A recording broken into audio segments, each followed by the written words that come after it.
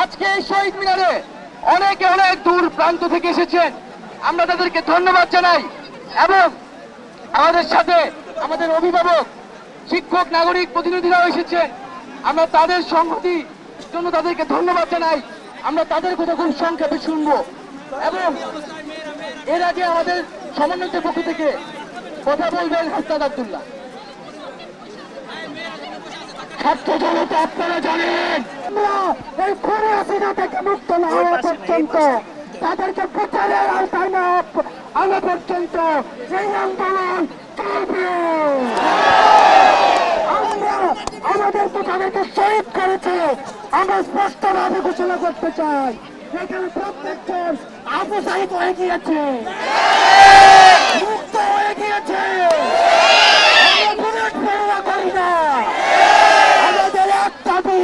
আমাদের আঙুল আছে এমন, আমরা যেদিন আঙুলটাকে এই আন্দোলন থেকে এমন করে যেতে পারবো, সেই দিন আমাদের আন্দোলন শেষ হবে।